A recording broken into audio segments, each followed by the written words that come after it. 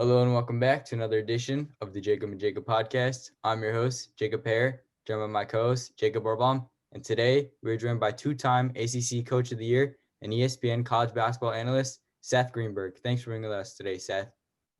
Good to be with you guys. If one Jacob's not enough, I get two.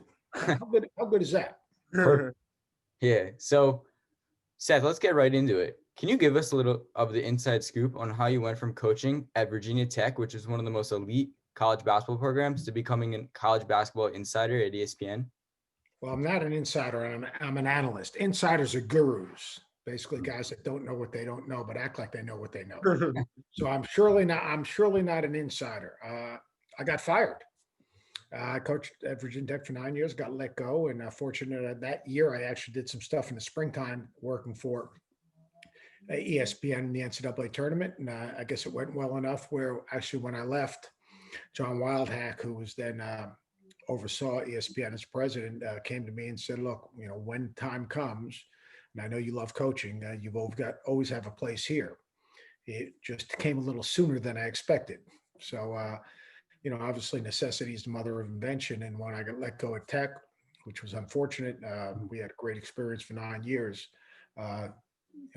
Very fortunate for me. I got a chance to land at ESPN working with incredible, ridiculously talented people. And I don't take that for granted one day. I mean, I've been very fortunate. I've been very fortunate to land on my feet with such a tremendous organization, working with such tremendous people. Would you ever consider a return to coaching? It would have to be the ideal situation. I've been offered jobs actually like the last 4 years, and all good people, all good opportunities for the right person. But I'm not sure I was the right person. Really a couple of things have to happen. You got to have your athletic director and your president and yourself aligned. That's the most important thing. Everyone's got to have a shared vision. You've got to have an environment where their investment's got to equal their expectation. And then you've got to have the resources to compete in the upper third of the league. So, I've got a great job. I've got a long-term contract. If the perfect situation came up, you never say never. I am getting old, feel great, but I'm not sure, but if other opportunities will present themselves. But I won a bunch of games, beat a lot of good teams. And if it was the right situation, but it would have to be really the right situation, because I'm so appreciative of the opportunity that ESPN has afforded me, and I don't take it for granted. And I have tremendous loyalty to ESPN because of the manner in which the opportunities they presented me. So you had the perfect week as a coach. 1 week you beat Duke and UNC. Can you tell us your reaction to that week? Yeah, both on the road too, which was even more perfect. Made those bus rides back to Blacksburg a lot easier. We had a good team. We had really good players, and we had tough, competitive players. The year before, we dealt with a lot of tragedy. We had a couple of parents pass away. One player, our starting center, Coleman Collins' dad, passed, and it was really hard on our whole team. But we were still a good team. We lost a ton of close games. Actually, we lost to a half-court shot to Duke that year. But we had a great commitment. I had great guards. I had Jamon Gordon, Xavier Dell. They were just really tough senior guards. Real athletic team we could really guard. And they were driven. And we had tough people that year. We were hard to score against. We were hard to contain off the bounce. We had really good balance. It was a great week. It's a great week. So let's get into college basketball a little bit this season. Early in the season, still getting sort of closer to March, but still a lot of conference games left to be played. A lot will change in the next few months. But which teams have impressed you the most so far? Well, two have separated themselves. I mean, obviously Gonzaga and Baylor have separated themselves. Gonzaga with their flow offensively, how they come at you kind of in waves. They transition from transition into their half court. They never reset. Corey Kispert's having, if it's not for Luka Garza, he might be having a player of the year type of season, and he still might be player of the year. Jalen Suggs has been terrific as a big physical guard who played football in college, has great leadership skills. Joel Ayayi has been great, and Drew Timme is really hard to match up with because he's so athletic. And then you got Baylor, who we haven't seen much on the national stage because of they got hit with the virus, but great guards, maybe the best guards in the country. Talk about Butler and you talk about Davion Mitchell and you talk about Teague. They all defend. They can defend their man, so they don't have to. People don't have to overhelp. And then Mark Vital, you don't have to run a play for him, but he defends all five guys. They're developing, a legitimate front court depth with, which I think is Flo Thamba and Jonathan Chachuamba, I think is the correct pronunciation. I butcher it all the time. That's all right. That's why I call him JTT. That's what Scott Drew calls himself. Scott Drew can call him JTT. I can call him JTT. I like that. But they are really good defensively. Their guard play is terrific. They got depth at the guard play with Cryer coming off the bench and Flagler, who transferred from Presbyterian, is a big time shooter. Those two have separated themselves. And then probably I think the next level, you've got Tennessee. That's an elite team, even though they lost this past week to Alabama. They're an elite defensive team. Jaden Springer went out in that game. He got hurt.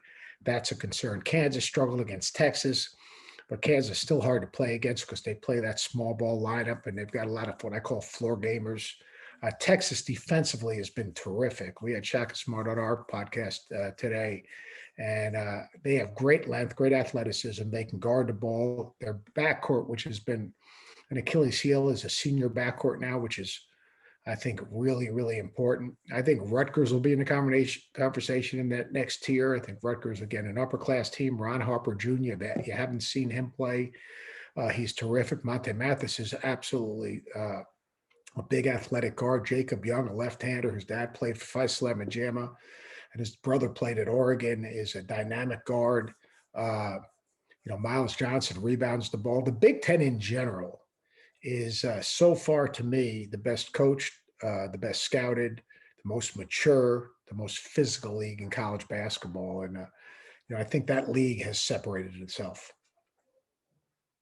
So the Big Ten, a lot of the teams don't have the record as their team says is good they are. Will the committee take that into consideration, since considering how much the Big Ten teams beat up on each other nightly? Yeah, but you look at the number of teams, I think they got 9 teams in the top 25. Yeah. So I think people have realized just how good it is. It's hard to win that league. If you can play well and lose. Michigan State beats Duke, and they lost their first 3 league games. They lost a good Ohio State team, very well coached by Chris Holtmann, a really interesting Northwestern team with Miller Kopp and Boo Buie and Ardige, and those 3 guys are really good, and they're getting better. I think Chris has done a terrific job with that program. Really, really good. And then Minnesota, Richard Pitino's got these transfers. Liam Robbins, the kid who transferred from Drake, and Drake's undefeated, 13-0, and they got a transfer from Drake, a 7-footer who blocks shots and makes shots. And obviously Marcus Carr has been phenomenal, and Gabe Kalster hasn't even shot it well, but he's a great defender. So, that league is just so tough. I'm like, tonight you have Rutgers and Michigan State both need a win. Rutgers had that brutal loss to Iowa the other day, and you had the game won and just couldn't finish it off. Then Michigan State finally gets their first league win against Nebraska. They need a win against a quality opponent. So it just seems like every single night in that league, the games aren't games, they're events. And you talked about Michigan State beating Duke, and Duke's hasn't looked good this season. As you said on ESPN a few weeks ago, they haven't found their offensive identity. What does Duke need to do to step it up and potentially make a run to get into the tournament? Because right now they're looking shaky. Well, they lost to the 2 Big Ten teams. They lost to Illinois with Dusumu and Kofi Coburn and the freshman Adam Miller and Curbelo. It's interesting, Duke, because they haven't played since the 16th. They beat Notre Dame right before the holidays, and now they've had this. They went home, had this time off. They're going to get Jalen Johnson back. If they get him back, they get another dynamic scorer back who's got size, but he turned it over a lot. They're turning it over too much right now. They don't have that. They're like Kentucky. They don't have that guy to play through.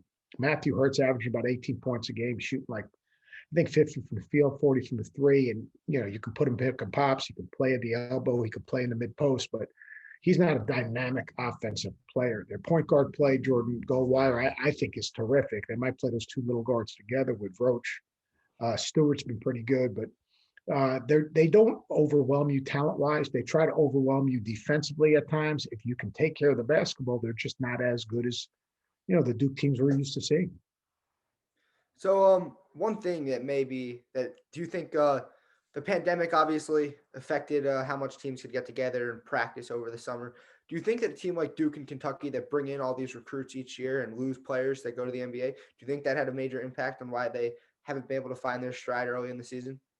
Yeah, I think it's a factor when like John Calipari, Keon Brooks hasn't played yet, so they haven't suited up a guy this season that's played for him a year ago. How do you develop trust and an identity and a toughness? You got to have some shared experiences. So that those summer months, those 6 weeks in the summer, are so valuable to places that rely on freshmen. This is a year. I didn't mention Wisconsin. Wisconsin should be in that second tier also, but this is a year I think maturity wins, shared experiences win, toughness wins, trust wins, and because you need all those things to deal with the uncertainty of the schedule, the cancellation or postponement of games, the potential to be shut down by a contact tracing or shut down because someone contacts the virus. You need some maturity to deal with those things. And when you have these young teams, they're more worried about, running a play or themselves. Or I thought college basketball was going to be easy. Oh, wait a second, I'm supposed to go to the NBA next year. And like a lot of those guys are seeing some dreams. I wouldn't say go away because everyone's got to run their own race. The problem we have is all these young freshman kids, they don't give themselves a chance to enjoy this moment in time. They've got 1 foot in and 1 foot out. And John Calipari does the greatest to get him to stay in the moment. But even in a pandemic, it's been hard for him. You look at the two players that John Calipari, or two of the players that John Calipari produced, and they look like they're the most ready NBA players this season. Tyrese Maxey and Emmanuel Quickley. How do you think John Calipari develops these players to get so ready for the NBA? He coaches them every day. He's not afraid to coach his team. It's the biggest thing. Just because they come in with reputation, just because they have expectation. Maxey was a one and done. Emmanuel came back and worked on his game, which was great. Emmanuel's just an unbelievable young man. But John Calipari is not afraid to demand of his players. There's a standard, and the standard is a standard. He's not lowering the standard. And there's tremendous peer pressure at Kentucky. The other thing is, Kentucky used to playing with good players. When you go to the NBA, you're playing with good players. Kentucky, you have a role. The NBA, you have a role. You're used to being a big game every night. Well, you know what? That's why these Kentucky guys are so consistent, because they're used to having to produce every single night. So John's incredible what he does. I mean, I get such a kick out of people that second guess and doubt him. What he's been able to do is just phenomenal. So I want to turn back to a point that you made earlier quickly about Shaka Smart in Texas. Do you think that they are the biggest challenger to Baylor in the Big 12? I think maybe going into last week before they played Kansas, a lot of people thought Kansas maybe their biggest threat, but now Texas has certainly emerged as a challenger. Yeah, I mean, look, it could be West Virginia, it could be Kansas, it could be Texas. Texas is playing well. Matt Coleman and Andrew Jones, Courtney Ramey are really playing well, and they're competitive, experienced guards. But to me, it's a guy no one will talk about. Jericho Sims is a huge part of that team. His ability to cover and defend, he gives multiple efforts defensively. He makes up for a lot of mistakes defensively for their team. So I think Shaka's got his team's attention. I think that they have a great passion. The good Greg Brown has at most bought in to the team and not the hype, even though his shot selection needs to improve at times. But Shaka's done a good job of getting them to build it on the defensive end. As long as they take good shots and take care of the basketball, they can play with anyone, Baylor, anyone. I mean, they should have had Villanova. They had a great game against Villanova. And when you play Villanova, you got to beat them because they're not beating themselves. Yeah, I'm a big Villanova fan. So that game was that was a good one for us, a good win. Certainly looking back as Texas continues to rise in the rankings. But yeah, Villanova is certainly a tough team. No doubt. Jay Wright might be the best coach in the country right now. What are you guys, Philadelphia guys? Yeah. Yeah, we live in my daughter went to Villanova and played volleyball there. Oh, really? Yeah. You ever catch a Villanova game at the Pavilion? I haven't been to the Pavilions. We don't do the Big East. I've been obviously to the old place, and I actually spoke at their Nova, whatever they call that, Nova Madness thing that they do. Jay's a really, really good friend. I feel for what he's going through with his team, that third shutdown. I just can't even imagine what those guys are going through. And I spoke to him after the last one, and he was trying to stay upbeat. And just reading his stuff, I'm probably give him a call next day or so, because it sounds like let's face it, all our lives are changed. You guys just finished class, going to high school. on a Zoom call. So everyone, it's difficult. That's why when people say, "Oh, these poor players and this and that," I feel bad for you guys. I feel very bad for the mom that's working a job and homeschooling her kids. I feel bad for the person who's lost his job and is waiting for a stimulus check to come. So when we come up with all these things and feeling so bad for these kids, yeah, I do. It's harder. It's different. We're all uncomfortable, but let's put it in perspective here. A lot of people have it a lot worse. For What sure. did you make of Coach K's comments saying that it didn't feel right to play basketball during a pandemic? I respect it. I respect both sides of the conversation. I just know one thing: if we weren't playing basketball, these kids would still be playing basketball. Yeah. But it's surely safer under the supervision of their trainers and the medical staff. And God forbid someone did get sick, they're at the front of the line when it comes to medical attention when they're on campus. I'm not sure if they're at home if they're in the front of the line. Yeah, for sure. Definitely. So, talking about the NBA for next season, when you look at college basketball so far this season, any players that you've had your eye on that maybe have raised their stock so far for the upcoming NBA draft? Jalen Suggs, to me, is the best NBA prospect by far. This kid, Cam Thomas, that's at LSU, is really a dynamic offensive player. He is a dynamic offensive player. The hardest thing with the draft is it's all a futures market. It's not where you are, it's where you're going. I'm not big on anointing people like, oh, this guy's this or this guy's that. I'm into you're earning it. I think Corey Kispert is making himself some money. If Duncan Robinson can start for the Heat, Corey Kispert can start for someone because every time he shoots it, you think it's going in. He's been absolutely terrific. I think Eugene Omoruyi, the kid at Oregon, is an interesting prospect that not a lot of people are talking about. He's a 6'9" who transferred from Rutgers. He's really, really a skilled offensive player. He's interesting to watch. Yeah, you talked about Duncan Robinson. The thing that I like about Duncan is he knows his role. He knows he's a shooter, and he's improved his defense this season. But earlier in his career, he was just a shooter, and I like the improvement that I've seen from Cam Thomas, as you mentioned earlier, with his shooting stroke. Yeah, the big thing with Duncan is that in the NBA is a league of role players, and you got to play to your strength. One thing, guys in college spend too much time trying to show people what they can't do as opposed to what they can do because they think the coach is putting them in a small box. But when guys get to the NBA, basically they're told, all right, play to your strength. So Duncan Robinson, cut hard without the basketball, come off screens hard, be shot ready, get behind the ball in the catch, make the right pass if you get doubled. All right, be a champion at what you do well. And that's what, unfortunately, young players don't really understand right now because they're filled with so much static as opposed to listening to the right message. Yeah, for sure. I agree. And it's something that, as we talked Smart about, people do agree with me, Jacob. and we talked about it earlier with Calipari. He gets them the most ready. Cal's good. And he's a really good guy, a loyal guy, loves his players. I understand, the only one national championship. What he's been able to do and the consistency and how they play and how much they improve as a team is phenomenal. So yeah. My next question for you is, if you could build a college basketball starting five with 5 current players and 1 head coach, who would it be and why? I wouldn't pick the head coach because I have too many friends that I have too much respect for, that I have a lot of respect for. There are so many good players. I'd probably have Suggs at the point for sure. Mm-hmm.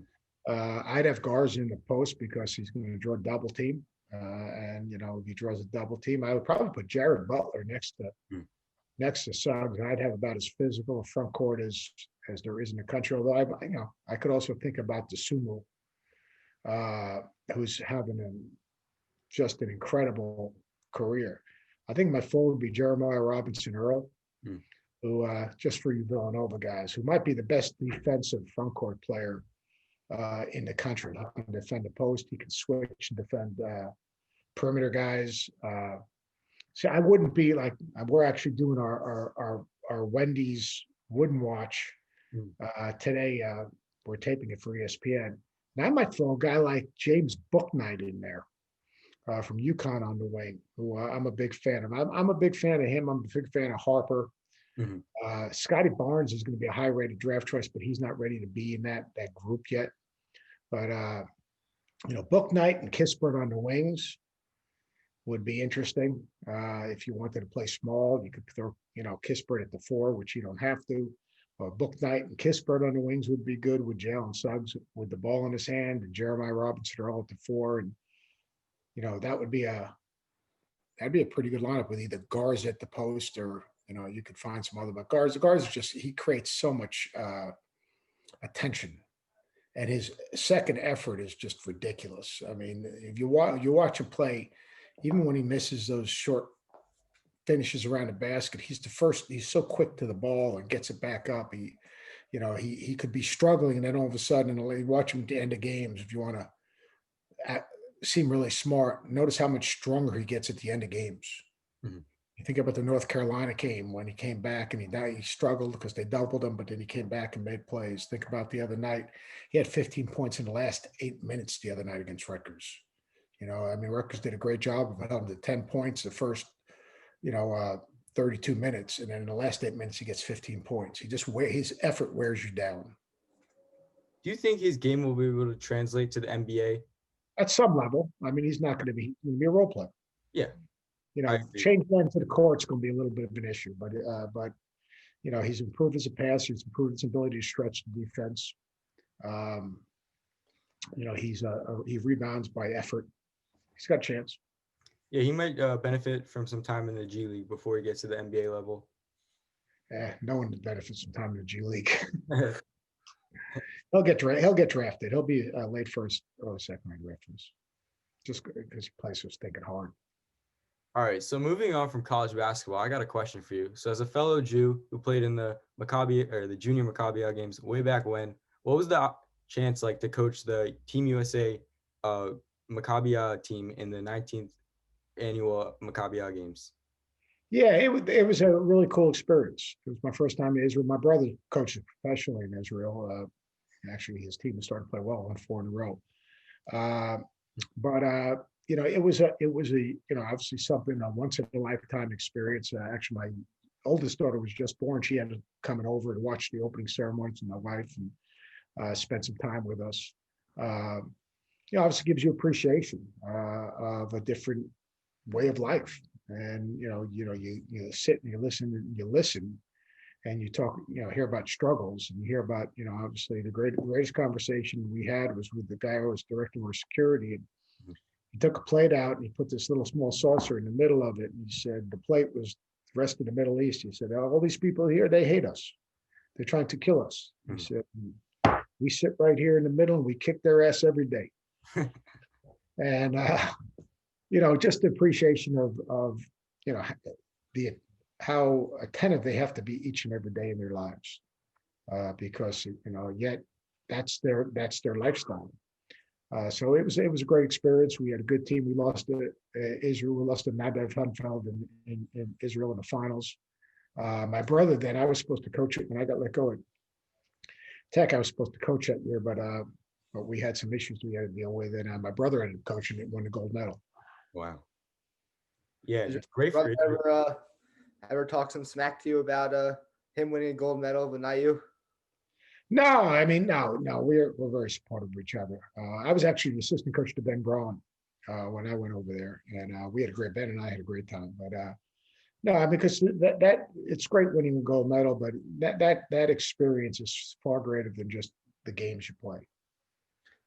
Yeah, it's great for Israeli basketball right now that Danny's succeeding in the NBA. Yeah, he's playing very well. Yeah, he's playing very well. Yeah, well, Brad coaches in the Premier League in Israel, and he told me he thought he's shooting the ball pretty well right now, and he didn't shoot it that well until the end of the season last year. Played pretty well in the Europe. He shot well in the Europe Cup. Yeah, it'll certainly be exciting to see what prospects come out of Israel in the coming years. But before we let you go, we got one last question.